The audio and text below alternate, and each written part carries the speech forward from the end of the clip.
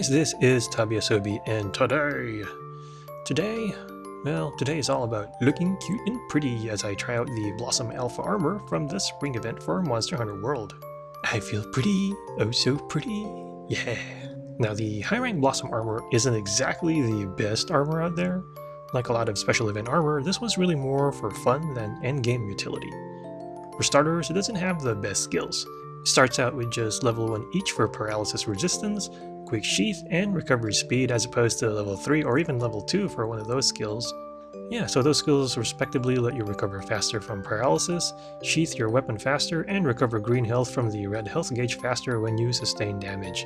It also comes with Honey Hunter, which lets you get extra honey from gathering spots, and Scout Fly range up, which expands the detection range of your Scout Flies. Then again, those last two skills really aren't that useful, especially once you reach endgame. Defense is also quite low. You start out at 40 defense per piece, so that's like 200 defense overall. You'll definitely need to upgrade this if you plan on facing the harder hitting enemies in the game. Also, while it comes with 10 decoration slots, all those are level 1 single slots, so you're limited to decorations with just basic skills. On the plus side, it doesn't have any elemental weaknesses.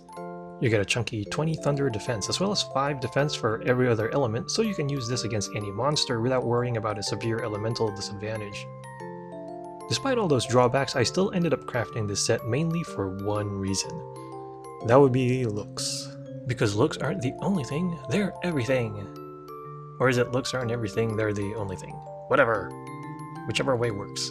Anyway, I decided to go ahead and make this armor set anyway because it looks almost exactly like the classic Bnahabra set that I fell in love with all the way back in Monster Hunter Tri.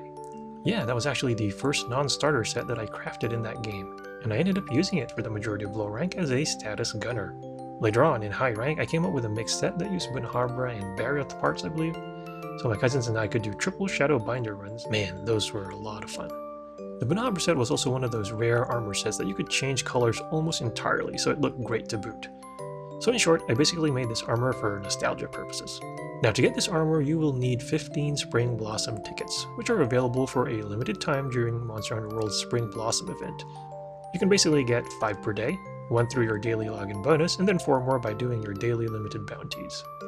You can check your limited daily bounty requirements by talking to the 3-person Resource Center staff.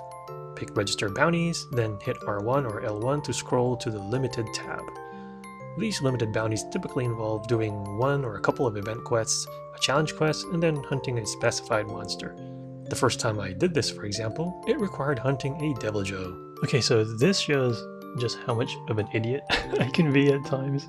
So I haven't played Monster Hunter World in about a month because I've been trying to catch up with my review backlog. So I come back for this event, and the first thing I do is hunt a Deviljho for the first time for my first hunt using an insect glaive, which is, you know, not as easy as using, say, a longsword. What could possibly go wrong?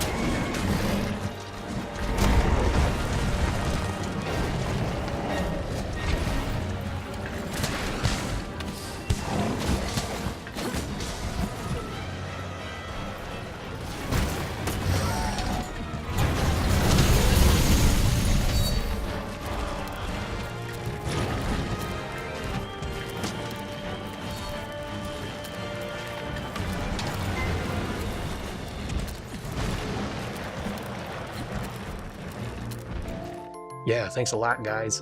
The second day I had to hunt a Paolumu, which is a lot more manageable, and then an Azure Rathalos for the third day. I just ended up doing the Tempered Paolumu and Pink Raytheon event quest to kill 2 birds with 1 stone, plus it gives you plenty of experience, so I guess that's 3 birds with 1 stone. A lot of folks do that mission too, so it's easy to get a 4-person team to make it go faster. For the third mission, I did the multi-monster event quest for Elder's Recess, which also gives a lot of experience and has a higher chance of getting gold crown monsters in case you're trying to get what's arguably one of the toughest achievements in the game. Besides the tickets, all you need are Carbolite ore, which I had a ton of just from hitting the high rank mining spots. Aside from the daily wait for Spring Blossom tickets and doing your limited bounties, this is a pretty easy armor to make all in all. As far as the skills I decided to use with the armor, I honestly don't have a good selection of decorations, and I was limited to level 1 decos for this set, so I just decided to have fun and go for a status resistant theme. Since it already comes with level 1 paralysis resistance, I decided to add 2 more to max it out. Then I added 3 pieces of poison resistance to negate that as well. In the end, I decided to go for a Rotten Veil theme, so I went with 3 suture and 3 miasma decorations to negate bleed and get max effluvial resistance. I also threw in an attack charm 3, plus 1 more attack decoration to get attack boost level 4. That's the minimum attack boost level that you need in order to get the 5% affinity bonus. Otherwise, you can just feel free to add whatever charm you want in there. You can even go for the full attack 7 boost. There are certainly a lot of things you can mix in depending on your mood or your needs.